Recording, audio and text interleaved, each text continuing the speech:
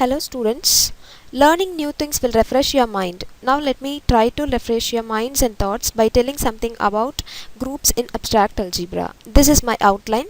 In it, first I am going to introduce you the abstract algebra, the basic definition of groups, examples for it, and some elementary properties of group. Secondly, I am going to explain the concept of groups, subgroups, which is its extension. Finally, I am going to explain cyclic groups and normal subgroups. This is the introduction of the abstract algebra. In algebra, which is a broad division of mathematics, abstract algebra is a common name for the subarea that studies algebraic structures in their own right. Such structures include rings, fields, modules, vector spaces, and algebras.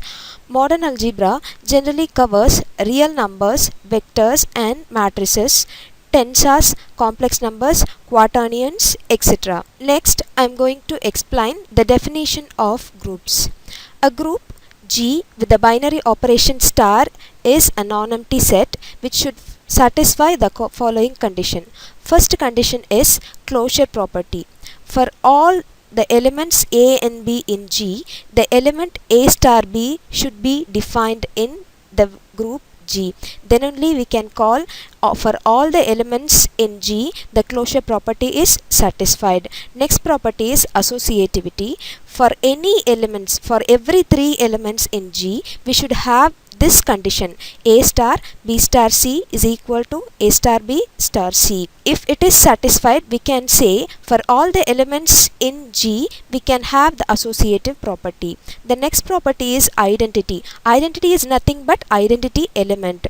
We should have an element E in G such that it should satisfy E star A is equal to A and A star E is equal to E for all the elements A and G. Then we can say in the subset in the non-empty set G, we can have the identity element.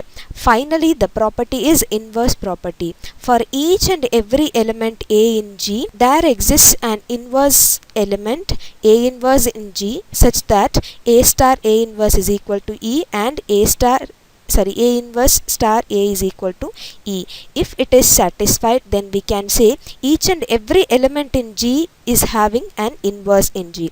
If a non-empty set G satisfies these 4 properties, we can say that non-empty set is a group. This is the basic definition of group.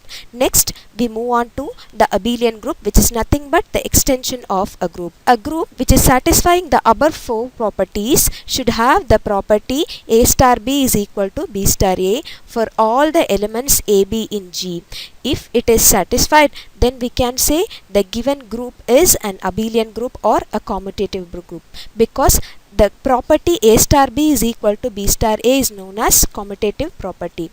The group which are not satisfying the above property are said to be non-abelian group or non-commutative group. With this, we can see an important note, that is, the number of elements in a group is known as order of G. Next, we can see some examples, that is the set of all integers, the set of all rationals, the set of all real numbers, and the set of all complex numbers can form a group under the binary operation addition. Next, the set of all rational numbers with non-zero, the set of all non-zero real numbers, and the set of all non-zero complex numbers can form a group under the binary operation multiplication. In particular, the addition modulo, that is the set of all integers with modulo n, is a group under addition. Next important example, the set of all matrices, the set of all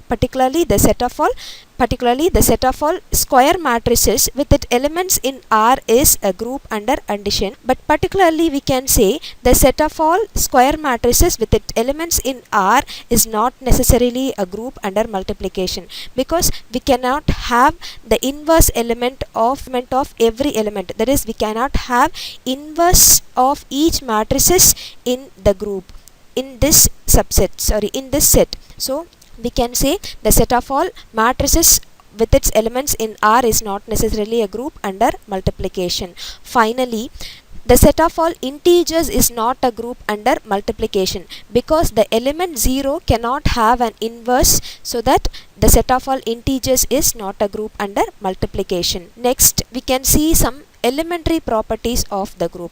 Suppose we are having a group G with its binary operation star, we can have an inverse element called E.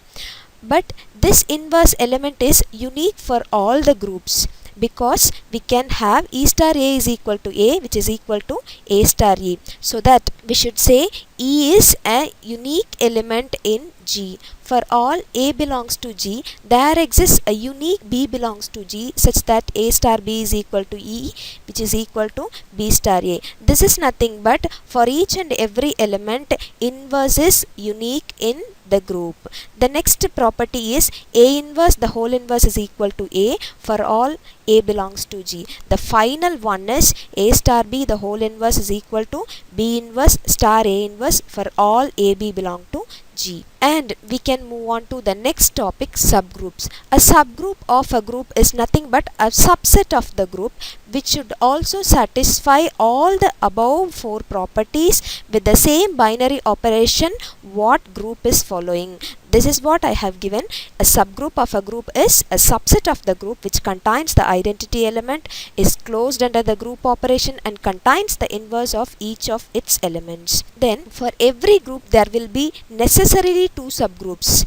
Those are all the singleton set E and the group itself. These are all called improper subgroups. Other than these subgroups, we can have some more subgroups. Those are called proper subgroups. For example, the set of all integers under the binary operation plus is a subgroup of set of all rational numbers under the binary operation plus, which is a subgroup of the set of all real numbers under the binary operation plus, and which is a subgroup of the set of all complex numbers under the binary operation plus.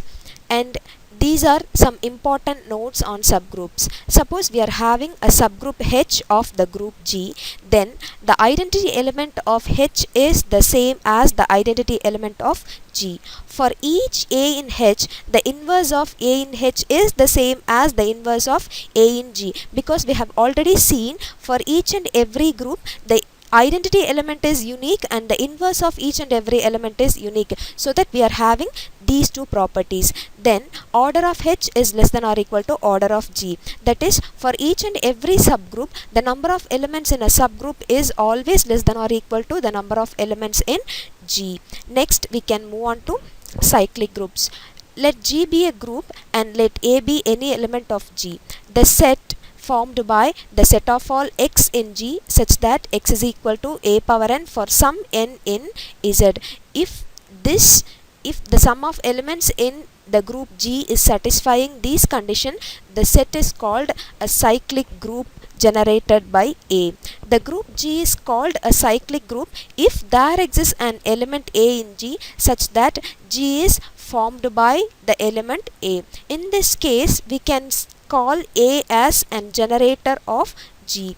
And with this we can see some important note. If we can have a set like this, the order of A is the smallest positive integer n.